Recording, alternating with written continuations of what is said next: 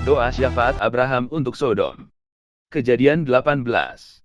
Lalu berangkatlah orang-orang itu dari situ dan memandang ke arah Sodom, dan Abraham berjalan bersama-sama dengan mereka untuk mengantarkan mereka.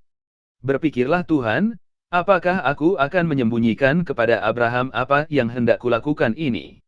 Bukankah sesungguhnya Abraham akan menjadi bangsa yang besar serta berkuasa, dan oleh dia segala bangsa di atas bumi akan mendapat berkat.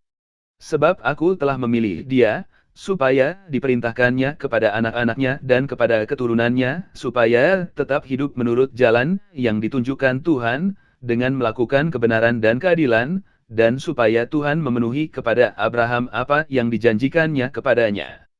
Sesudah itu berfirmanlah Tuhan, sesungguhnya banyak keluh kesah orang tentang Sodom dan Gomora, dan sesungguhnya sangat berat dosanya. Baiklah aku turun untuk melihat, apakah benar-benar mereka telah berkelakuan seperti keluh kesah orang yang telah sampai kepadaku atau tidak, aku hendak mengetahuinya. Lalu berpalinglah orang-orang itu dari situ dan berjalan ke Sodom, tetapi Abraham masih tetap berdiri di hadapan Tuhan. Abraham datang mendekat dan berkata, apakah engkau akan melenyapkan orang benar bersama-sama dengan orang fasik?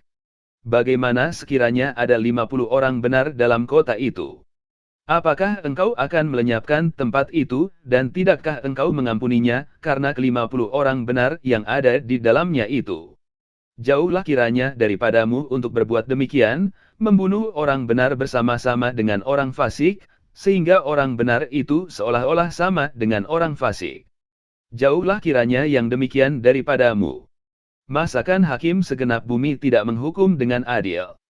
Tuhan berfirman, jika kudapati 50 orang benar dalam kota Sodom, aku akan mengampuni seluruh tempat itu karena mereka. Abraham menyahut, sesungguhnya aku telah memberanikan diri berkata kepada Tuhan, walaupun aku debu dan abu. Sekiranya kurang 5 orang dari ke-50 orang benar itu, apakah engkau akan memusnahkan seluruh kota itu karena yang 5 itu? Firman-Nya, aku tidak memusnahkannya, jika kudapati 45 di sana. Lagi Abraham lanjutkan perkataannya kepadanya, sekiranya 40 didapati di sana. Firman-Nya, aku tidak akan berbuat demikian karena yang 40 itu. Katanya, janganlah kiranya Tuhan murka, kalau aku berkata sekali lagi. Sekiranya 30 didapati di sana. Firman-Nya, aku tidak akan berbuat demikian, jika kudapati 30 di sana.